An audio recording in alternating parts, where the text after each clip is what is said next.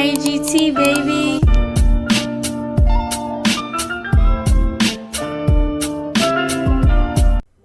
What's cracking, y'all? It's your boy Junior Mafia coming back to you with another video. So we gotta talk about what happened on Monday Night Raw, and man, this was some fucking mayhem of a show. And I'm gonna break down what happened throughout the show from start to finish. And if I miss out anything, let me know in the comments down below. So we had Gunther to kick off Raw, and pretty much discussing his victory over LA Knight to be the final opponent for John Cena in his last match at Saturday Night Main Event. So he comes out there and he pretty much giving John Cena his respect, all his accomplishments with WWE and all, and tell the fans, you better enjoy it while you still can, because John Cena he's gonna get packed up on Saturday. He even puts the countdown, on the Titantron, letting everybody know, and pretty much made it simple and plain to Cena that not only he's going to beat him, he's going to pretty much embarrass him, humiliate him, and all those things, and like beat him down badly, and also let it be known that I'm not just gonna win, but I'm gonna make you do the one thing that you never did in WWE, and that is give up. So said that, and then they're walking out. Typical Gunther of straight to the point and going about his day. So I like the promo because it shows how serious Gunther is and how willing he is to go that extra mile to get the job done. And this what makes things very interesting, because the match can go either way, but I'm pretty sure Gunther is going to win the match, bar none. Now, will it be a situation where John Cena doesn't tap and he channel his Stone Cold Steve Austin to the point where he doesn't tap, and it's to the point where he just passes out, and that's what it is?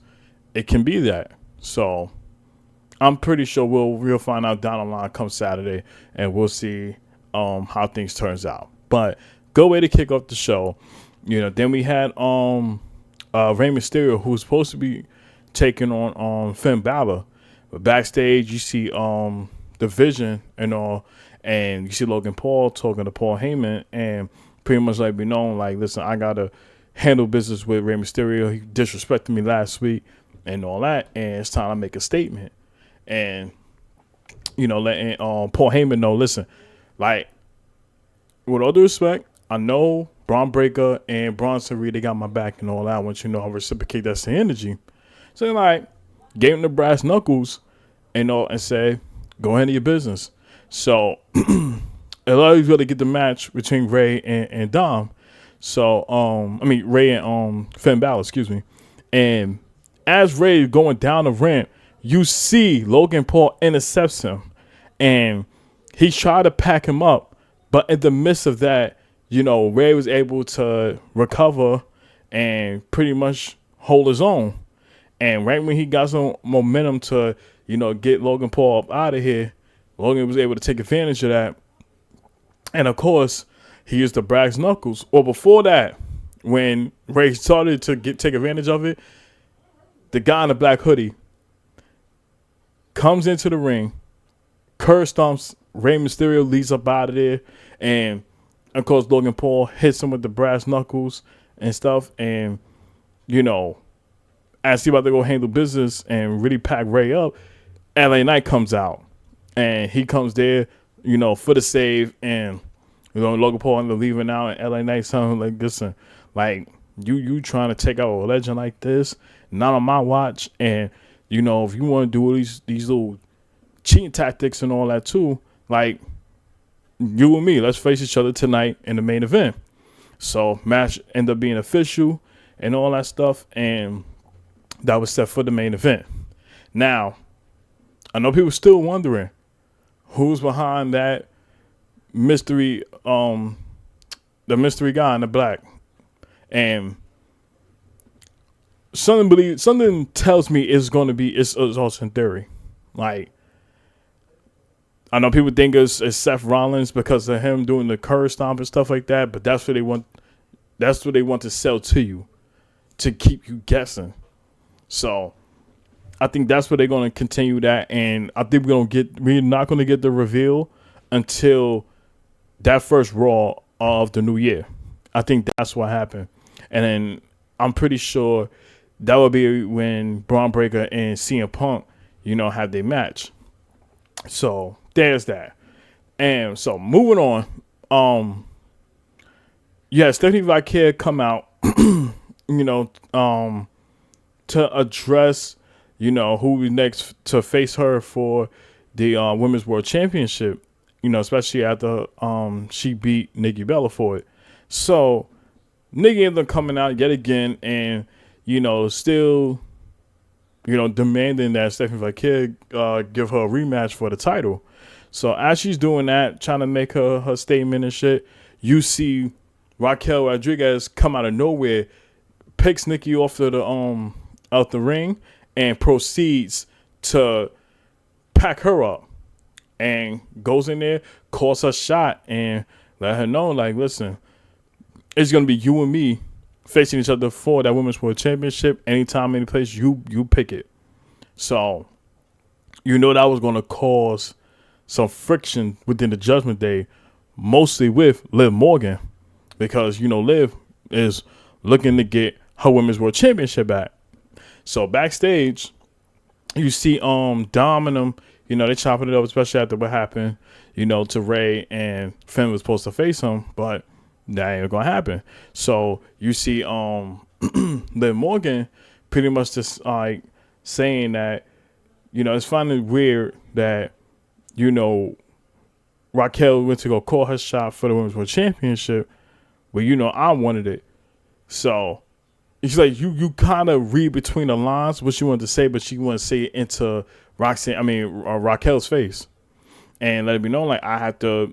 That was my call. Like, I just went out there and saying, like, I want a World Championship match.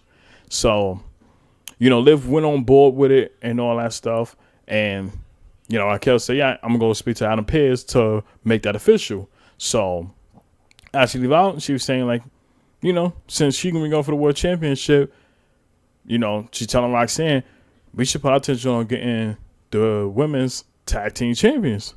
And talking about she's gonna aid her in the corner, where she gonna take on Lava Valkyria. And you could tell Roxanne was not really feeling it, but still going with the flow. And these are the things that are gonna get brought up down the line. Like, they planting the seeds, for that turn, for Liv Morgan to pretty much lead Judgment Day. Like, you see it coming slowly but surely. So I like the direction they're going with that, and definitely looking forward to it. Then there was a tag team match for the titles where you had AJ and Dragon Lee, and they're taking on the Roll Raiders. And match was solid. Definitely enjoyed it and all. And you had the New Day alongside with Grayson Waller right by the commentator desk, and they're just chilling watching the match. Once this was done, and they all come in the ring. So you see them, and then you see the Usos. They come out, and this pretty much confirms that Jay's single run is pretty much over, because you saw Jimmy Uso, announcing that they're officially a tag team again, is looking to put gold around their waist and all that stuff. And in my opinion, I got mixed feelings about it, but something tells me that the tag team with them is not going to last long, especially the way Jay was crashing out lately. Especially him losing to LA Knight, in that John Cena farewell match, and just the crash out of him happening afterwards. They for a fact that when they do be in a match and it's a situation where shit goes left and they end up losing and all, that it may just click in his head like, yo, like this is your fault and all that we in a situation. So I think we're gonna get that, most likely. So I don't envision the circumstance that their tag team is gonna last long, you know. So we'll see how that whole thing goes. So there's that. Then I'm gonna cut to the main event, and we had LA Knight taking on Logan Paul, and you know interference was gonna happen without a doubt. So in the midst of that, the match happened.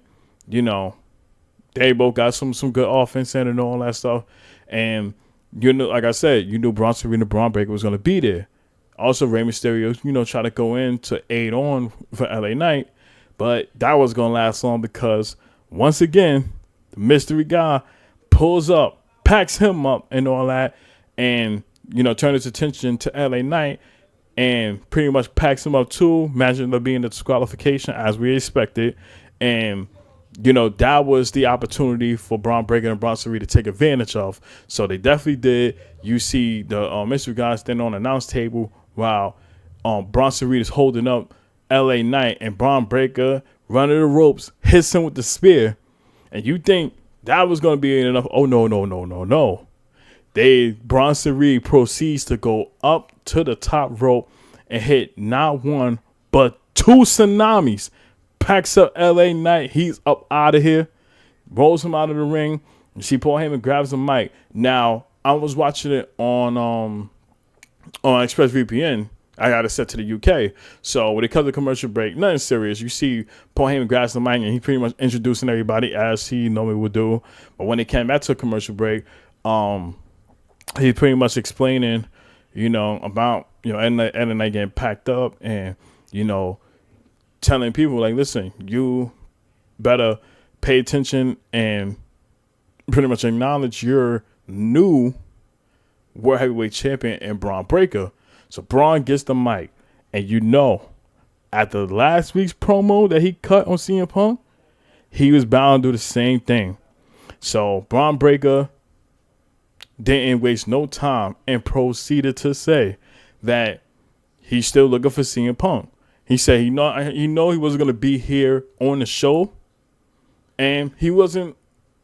He didn't care about it that much because he felt like if he did, he would have took. You know, it would have been 2 L's in Kansas City, and they kept throwing jabs at the Chiefs, especially losing to the Texans on Sunday or last night. And I thought that was hilarious. You know, they took so many strays throughout the show, but he let me know, like, you know, I don't want this new CM Punk. I want the old one. He said the old one, like, he didn't care. He was a vigilant.